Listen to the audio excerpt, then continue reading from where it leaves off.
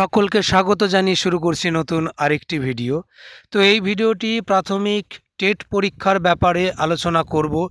বিশেষ করে এনআইওএস প্রার্থী যারা রয়েছে, যারা এখনও টেট পাস করনি, তাদের মনে একটা সংশয় তৈরি হয়েছে যে আগামী দিনে যদি নতুন টেটের বিজ্ঞপ্তি আসে পরীক্ষার জন্যে, সেখানে তারা বসতে পারবে কি না। অনেকে কমেন্ট করছো। সেই সঙ্গে জানিয়ে রাখি, যারা ইতিমধ্যে পাশ করে গেছো 2022-এর টেট এনআইওএস ডিএলএড কোর্স করার পরে, তারা আগামীতে নিয়োগে বসতে পারবে কি না। আবার 23-এর টেটের রেজাল্ট যেহেতু এখনও দেয়া হয়নি, তো আগামী দিনে ওইখানেও কিন্তু এনআইওএস প্রার্থীরা আছে যারা প্রথমবারের জন্য টেট পাস হবে, তো তাদের টেট পাসের বিষয়টা ভ্যালিড থাকবে কি না। কেন এই ভ্যালিড ইনভ্যালিডের প্রশ্নটা আসছে, তার কারণ আমরা দেখেছি যে 22-এর যে নিয়োগ প্রক্রিয়া 11,758, সেখানে 9,533 সেই প্যানেলে নিয়োগ হবার পরে, সেই প্যানেলে প্রথমে এনআইওএস ডিএলএড কিন্তু ছিল, মানে প্যানেল প্রকাশ হওয়ার আগে ইন্টারভিউ দেওয়া ছিল। পরবর্তীতে তারা বাতিল হয়ে যায়। আবার পরবর্তীতে দেখা যায় কি যে না, ইন সার্ভিস যদি থাকে সেই হিসাবে তারা ভ্যালিড। তো এই মোতাবেক যে শূন্য পদটা পড়ে রয়েছে 9,533-এর বাইরে, 11,758 থেকে যেটা পড়ে রয়েছে, সেখানে এনআইওএস প্রার্থীদের জন্য ভেরিফিকেশনে ডাকা হয়।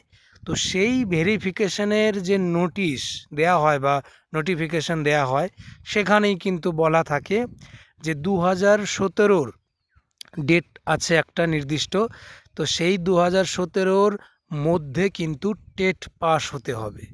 তো ফলে দেখা যাচ্ছে কি যে 17-র যে টেট, সেটা কিন্তু 2017-তে নোটিফিকেশান আসলেও পরীক্ষা কিন্তু হয়েছে 2021-এ। ফলে 2017-র যারা যারা ক্যান্ডিডেট আছে তারা কিন্তু ইনভ্যালিড সেই নোটিফিকেশান অনুযায়ী। পরবর্তীতে তাহলে যারা পাস করে রয়েছে 2022-এ, তারাও তাহলে সেক্ষেত্রে নিয়োগের জন্য ইনভ্যালিড হয়। ঠিক আছে, পরবর্তীতে 23 রয়েছে, 23-এরটাও যারা পাস করবে সেটাও ইনভ্যালিড হয়ে যায়।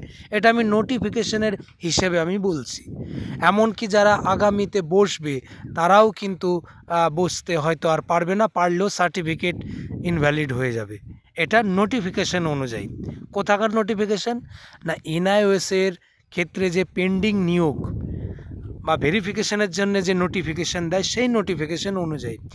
এবার এনআইওএস প্রার্থীরা তো থেমে নেই, তারা সেই নোটিফিকেশনটাকে সরলীকরণ করার জন্যে, আরও সহজভাবে আনার জন্যে, যেটা মেন কেস ছিল কৌশিক দাসের, সেখানে কিন্তু আবার মডিফিকেশন চেয়ে, এই যে এত ডকুমেন্টস দেয়া হয় নিয়মাবলী, সেই ব্যাপারটা চেয়ে, মানে এক কথায় বলতে গেলে সেখানে ছাড় চেয়ে আবার কিন্তু সুপ্রিম কোর্টে আবেদন করে। এইবার দেখার বিষয় সুপ্রিম কোর্ট থেকে এই ব্যাপারে কি অর্ডার দেয়। কারণ ওই অর্ডার যদি ইন সার্ভিসের ব্যাপারটাতেই অনড় থাকে যে না, সেই যে ডেট 2017 বা ইন সার্ভিসের বিষয়টা যদি অনড় থাকে, সেক্ষেত্রে কিন্তু 2017 থেকে শুরু করে যতগুলো টেট হয়ে গেছে, তারা যদি এনআইওএস ডিগ্রি করে থাকে, সব কিন্তু ইনভ্যালিড হয়ে যাবে। কিন্তু আবারও বলি, যদি সুপ্রিম কোর্ট থেকে অর্ডারটা একটু অন্যরকম আসে, অর্থাৎ এনআইওএস ডিএলএডের পক্ষে যদি আবার আসে, সেক্ষেত্রে কিন্তু সকলেই ভ্যালিড হবে।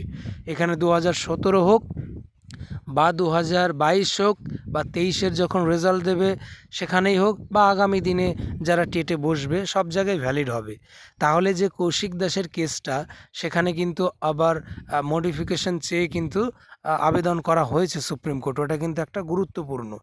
এবার আসি তাহলে এনআইওএস ডিএলএড বর্তমানে ওই নোটিফিকেশন অনুযায়ী, যে নোটিফিকেশানটা ভেরিফিকেশনের সময় দিয়েছিল, সেই নোটিফিকেশান অনুযায়ী কোন প্রার্থীরা তাহলে ভ্যালিড। এটার উত্তর হবে 2014 সালের টেট পাস প্রার্থী যদি থেকে থাকে, তারা কিন্তু ভ্যালিড।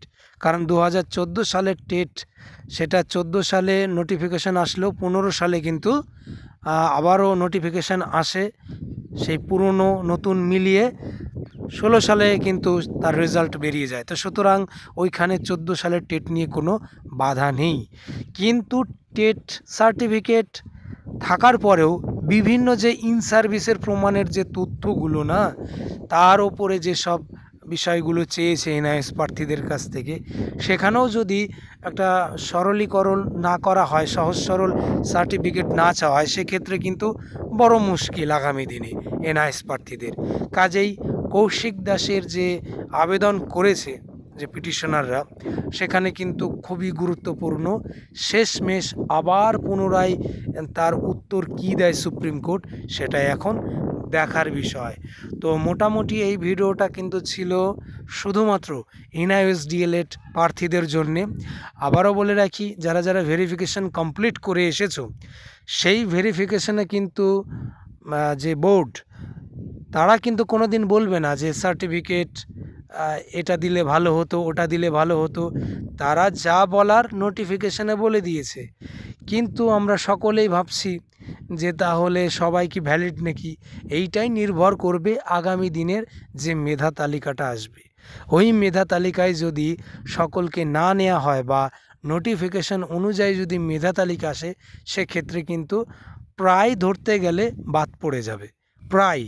প্রায় ধরতে গেলে বাদ পড়ে যাবে। হয়তো কিছু সংখ্যক ক্যান্ডিডেট পেলেও পেতে পারে, প্রায় সবই বাদ পড়ে যাবে ওই নোটিফিকেশন অনুযায়ী। কিন্তু সেটা আদৌ হবে কি হবে না, সেটা এখন দেখার বিষয়। কারণ সুপ্রিম কোর্টে যে আবেদন চাওয়া হয়েছে এনআইএস প্রার্থীদের তরফ থেকে, সেখানে কিন্তু একটা বলাই রয়েছে এক কথায়, যে ভেরিফিকেশন কমপ্লিট করবে, এটা যেমন ঠিক, কিন্তু তাদের আদেশ ছাড়া মেধা তালিকা কিন্তু আসবে না। সুতরাং কেসটা যে খুব জটিল তা কিন্তু নয়। একটা হিয়ারিং বা কোনো রকমের কেসটা যে পরবর্তীতে উঠবে, সেখানে শুধু বলে দেবে যে হ্যাঁ এখন দিতে পারে মেধা তালিকা, তখন দিয়ে দেবে। এমন না যে তার জন্যে 1 বছর 6 মাস 7 মাস টাইম লাগবে, অত সময় আর লাগবে না। কারণ যা নির্ণয় হওয়ার তা হয়ে গেছে। এখন শুধুমাত্র যে আবেদনটা করা হয়েছে, যে কিছু সার্টিফিকেট চাওয়া হয়েছে, সেগুলো যেন না চাওয়া হয়, এটার ব্যাপারে কি বলে না বলে সেটাই শুধু দেখবে সুপ্রিম কোর্ট। এটাই বলার ছিল।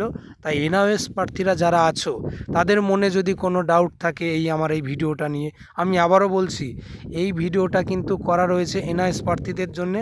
এমনকি আমাদের পর্ষদের তরফ থেকে যে ভেরিফিকেশনের নোটিফিকেশন দেওয়া হয়েছিল, সেই মোতাবেক কিন্তু করা হলো। আগামী দিনে সব কোর্ট কাছারির ব্যাপার, কোর্ট থেকে যা বলবে তাই কিন্তু হবে। তবুও যাদের একটু কনফিউশন আছে, যদি কোনো কিছু জানার থাকে অবশ্যই কমেন্ট করো, তার উত্তর আমি কমেন্টের মাধ্যমেই দেব। সেই সঙ্গে আর একটা রিকোয়েস্ট করব, যারা প্রথমবার আমার এই চ্যানেলে ভিজিট করেছে, অবশ্যই চ্যানেলটিকে সাবস্ক্রাইব করে আমার এই চ্যানেলের পাশে থেকো।